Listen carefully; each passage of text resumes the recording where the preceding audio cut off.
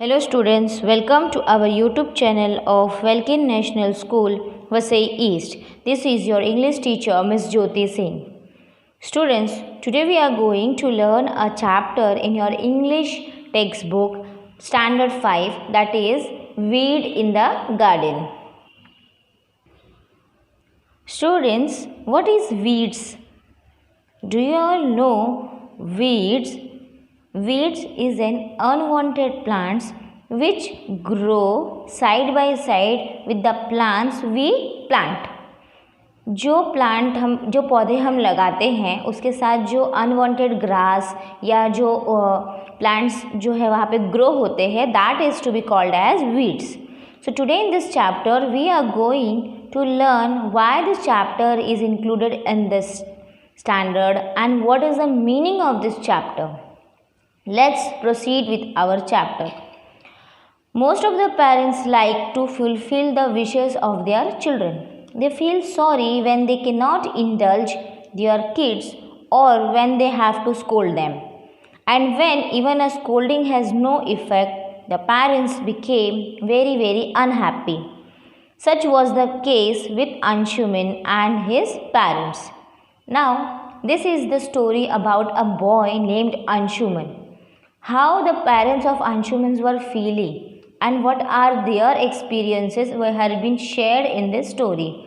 So generally what happens, students, most of the children like to fulfill the wishes of their children. Now हमें भी पता है कि हमारे जो पेरेंट्स होते हैं वो हमारी हर विशेस को पूरी करने की पूरी कोशिश करते हैं, right.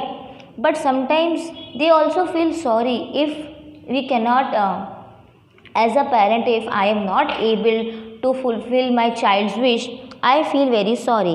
Similarly goes with your parents too. जब कभी भी हम कोई विश अपने बच्चों की पूरी नहीं कर पाते हैं तो पेरेंट्स भी बहुत सॉरी फील करते हैं. इवन आपके पेरेंट्स भी कभी कभी आप कोई चीज़ डिमांड करते हो और आपके पेरेंट्स नहीं दे पाते हैं, so they also feel sorry. And और when they have to scold them, और कभी कभी आप बहुत ज़्यादा शरारतें करते हो और फिर आपके पेरेंट्स आपको डांटते हैं. At that moment also they feel sorry because उन्होंने आपको डांटा है, because they love you. Our parents loved us ना. But sometimes there is a reason behind scolding. कभी कभी आपकी शरारतों की वजह से, कभी आपको सुधारने के लिए आपको डांटा जाता है या कुछ चीज़ें आपके डिमांड्स को पूरी नहीं की जाती है. But at that certain point of time the parents also feel sorry for the same thing. And even when a scolding has no effect, और जब कभी डांटने का भी कोई इफ़ेक्ट नहीं होता है चिल्ड्रन पे, तो जो पेरेंट्स हैं वो बहुत ही अनहैप्पी हो जाते हैं, वो बहुत ही नाखुश हो जाते हैं. And this was the similar case with the Anshuman and his parents. Now why parents are unhappy with Anshuman, let's सी.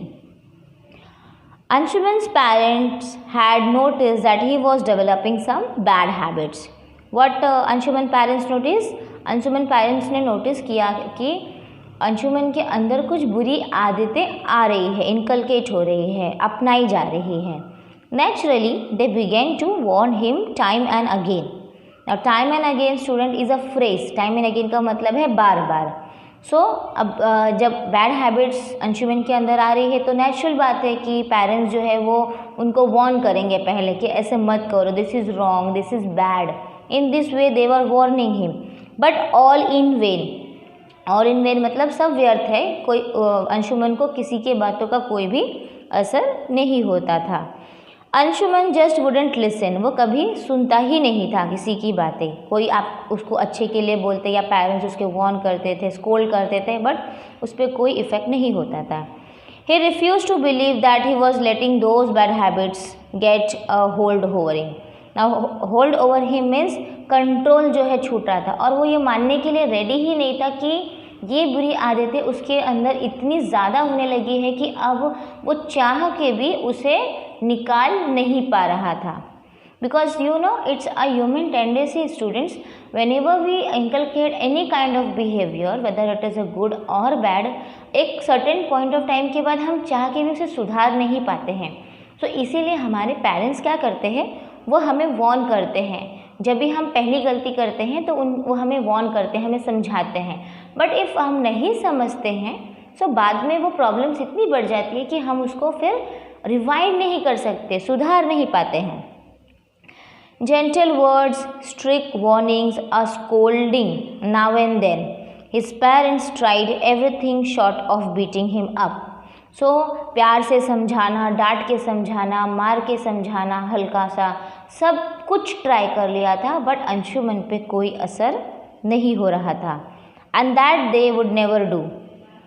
अब उन्हें बहुत ही ख़राब लग रहा था, क्योंकि a little bit also, but उन्होंने बीट किया था, सो उन्हें बहुत ख़राब लग रहा था। However unhappy they themselves were, they wanted to be loving and gentle as they tried to correct their son's way. फिर भी नाखुश होते हुए भी उन लोगों ने फिर से ट्राई करने के लिए सोचा कि प्यार से समझा के हम अपने सन की जो बुरी आदतें हैं उसे हम सुधारेंगे।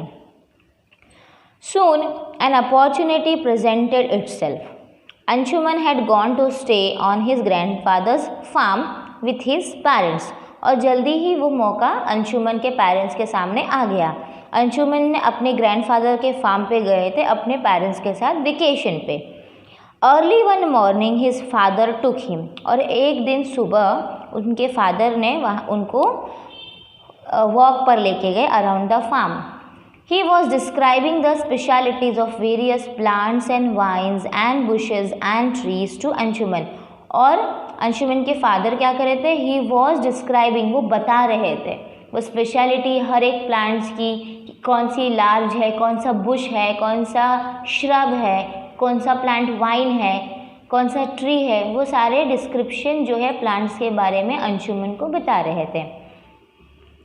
Suddenly he stopped and pointed at a small seedling growing near the plant. और सडनली वो एक जगह पर रुक गए और उन्होंने एक छोटा सा सीडलिंग ग्रोइंग मीन्स जो बीज अभी बस उगना शुरू हुआ हो उसको सीडलिंग ग्रोइंग कहते हैं। सो वहाँ पे वो रुक के उसको दिखाने लगे।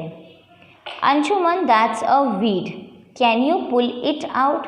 सो व्हाट फादर सेड कि तुम्हें पता है दिस इज़ अ वीड, और तुम्हें इसे, क्या तुम इसे निकाल सकते हो? Can you pull it out? Anshuman had no difficulty in pulling all of the small seedling out. Then Anshuman को ज़्यादा समय नहीं लगा, क्योंकि वो सारे अनवांटेड सीडलिंग्स से, अनवांटेड जो वीड्स थे वो बहुत ही छोटे थे।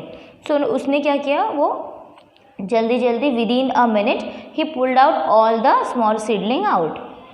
Good, said his father, and they continued with their work. और फिर क्या किया उसने कि फादर जो है उसको अप्रिशिएट करके वो लोग आगे बढ़ने लगे। Now students, do you know why we pull out this weeds? हम ये अनवांटेड प्लांट्स क्यों निकाल देते हैं? Because this can destroy our main plant. ये हमारे उस प्लांट को ख़राब कर सकते हैं जो कि हम उगाना चाह रहे हैं। इसीलिए every now and then the gardener use to pull out the weeds, the unwanted plants from the garden or from the farm. So when Anshuman father saw that there is a weed near the plant, he asked to Anshuman to pull it out. After a while they came upon the same weed, but there it had grown slightly bigger. और कुछ दूर चलने के बाद फिर अचानक से उन्होंने एक और वीड देखा, बट ये वाला वीड जो है वो थोड़ा बड़ा था। It was slightly bigger. Anshuman father told him to pull out this plant too, and then Anshuman father what he said, उन्होंने कहा कि एक काम करो, इसको भी, इस वीड को भी तुम निकाल दो बाहर। He told him to uproot the weed carefully, making sure that no traces of the root was left in the soil. And then Anshuman के फादर ने उनको डायरेक्शन दिया अंशुमन को कि बहुत ही केयरफुली निकालना, ये देखना कि एक भी रूट जो है, एक भी जड़ उस प्लांट जो है उस सॉइल के अंदर ना रह जाए। Otherwise the weed can grow again he want. नहीं तो क्या होगा, अगर रूट्स रहेंगे नीचे, एक भी ट्रेसेस रहेंगे, तो वापस से वहाँ पे वीड जो है वो अनवांटेड प्लांट जो है वो ग्रो कर जाएगा। सो जब भी अगर ध्यान से देखना, अगर निकाल रहे हो तो इतना मेक श्योर कि एक भी ट्रेसेस जो है वो रूट्स का प्लांट के अंदर, सॉइल के अंदर न रहे। Anshuman uprooted the plant carefully, twisting it and pulling it hard so that the whole of it came out. और अंशुमन ने क्या किया, पहले अपरूट किया। Uproot means first digging the soil, loosening the soil. पहले वो सॉइल जो मिट्टी है उसको थोड़ा सा ढीला किया ताकि जो रूट है वो प्रॉपरली वहाँ से निकल सके। फिर उसने केयरफुली उसको ट्विस्ट किया, पुल किया, बट वो वहाँ से बाहर नहीं निकला। Then his father drew attention to the same weed growing at same distance. फिर उनके फादर ने क्या किया, उन्होंने उनका ध्यान जो है, अंशुमन का ध्यान सेम वैसे ही सेम वीड पे वापस से डाला। See, there it had grown into a big plant with tiny flowers and dark fruit.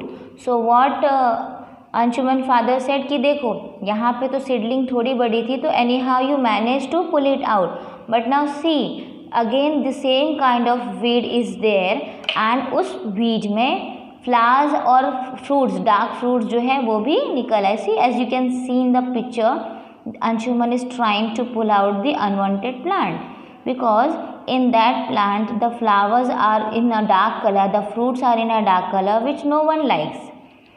That could be quite dangerous. We mustn't leave it growing there. Take it out, said Anshuman's father. So what father said कि ये बहुत ही dangerous है, ये हमारे plant को नुकसान कर देगा, तुम ट्राई करो इसे निकाल दो बाहर। Anshuman held the plant in his hands and gave it a tug. So Anshuman ने क्या किया, अंशुमन ने हाथों में वो प्लांट को पकड़ा और उसे टग दिया, मतलब खींचा। The wheat didn't move at all, लेकिन क्या हुआ, जो वीड है वो ज़रा सा भी नहीं मूव किया, ज़रा सा भी वो मोमेंट या हिलना नहीं हुआ। He pulled harder and harder but to no avail. This is a phrase student, what the sentence means कि वो बहुत कोशिश किया बट उसके हाथ कुछ नहीं लगा। I can't get this out, exclaimed Anshuman. It has gone too deep into the soil. So what Anshuman said कि मैं इसे नहीं निकाल सकता क्योंकि ये जो वीड है ये रूट बहुत ही सॉइल के अंदर चला गया है, and I am not able to get this out. So then his father brought some implements. They dug around the weed and with great effort pulled it out.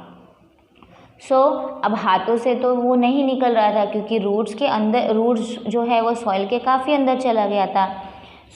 इस Anshuman's father ही bought implement. Implement means जो औजार होते हैं ना, like spade या कुल्हाड़ी हम कहते हैं, एक्स। ये सारे इंस्ट्रूमेंट्स वो लेकर आए so that they can dig the soil and remove the roots, remove the weed from the soil, and with a great effort, और बहुत ही मेहनत और मुश्किल के बाद उन्होंने वो वीड को वहाँ से निकाल दिया। When they were returning home after the hard work, Anshuman fathers mentioned, habits are like weeds. जब वो घर को वापस आ रहे थे तो अंशुमन के फादर ने मेंशन किया कि ये जो अनवांटेड प्लांट्स हैं ना, ये हमारे हैबिट की तरह होते हैं। So now students, if I had explained you this meaning, so you will be able to recognize what I wanted to say. हमारी आदतें भी जो होती है ना students, our habits are also like the unwanted weeds.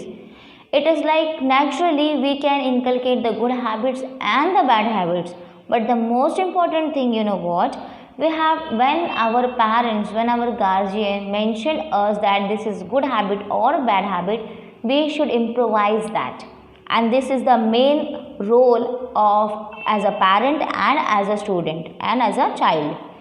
So what Anshuman father said, the longer you allow them to grow, the harder it is to uproot them. So what he said कि जितना ज़्यादा आप समय लोगे निकालने के लिए अपने बैड हैबिट्स को, उतना ज़्यादा आपको समय लगेगा। जितनी ज़्यादा आप बैड हैबिट्स को अपने अंदर ला दोगे, उतना ही ज़्यादा समय, एफर्ट्स लगेगा उसे निकालने के लिए। It is wise to get rid of them when it is easy to do so. इसलिए बहुत ही अच्छा होता है अगर आप पहले ही, समय से पहले ही अपनी बैड हैबिट्स को सुधार सको, जब वो इजी होता है छूटने के लिए। Anshuman realize the truth in his father's word. Anshuman को अपनी बातें समझ में आ गई है कि why his father is saying like this and what he wanted to express. Throughout his life, he never forget that early morning walk on the farm with his father. और वो अपने पूरे ज़िंदगी में ये जो मॉर्निंग वॉक है जो उसने अपने फादर के साथ की है, वो कभी नहीं भूलेगा। because with the help of these weeds in the garden, Anshuman realized that the bad habit should be removed off when it is easy to do so, because once it is inculcated, once it is adapted with our behavior, it is impossible to change the behavior, to change the habits. बहुत ही मुश्किल हो जाता है. If for example, if I say once a man is having a, like you can say, if a man is having the habit of stealing, उसे आदत हो गई है पैसे लेने की, छुपाने की, चुराने की, और अगर उसे समय रहते हमने नहीं रोका, हमने अब समय रहते उसे नहीं सुधारा, what will happen? He will have the habit of begging, stealing. वो हर वो चीज़ करेगा जिससे उसे पैसे मिलेंगे. So in this way students, he is ruining his life. So अगर वो पहले ही गलती में अपनी आदतों को सुधार लेता तो उसकी वो आदत जो है, वो उसकी जो हैबिट है, वो उसके अंदर इतनी ज़्यादा नहीं होती. So that is why this story is mentioned in this chapter, in this standard, in this book, so that we could get some moral value through this chapter. And what is the moral value, students? We have to remove our bad habits when it is easy to do so. Once it is adapted in our behavior, it is impossible to remove and to rectify our mistake. I hope students you have loved this chapter and understood what I wanted to express. So go through this chapter, read this chapter, and have a nice day students. Thank you.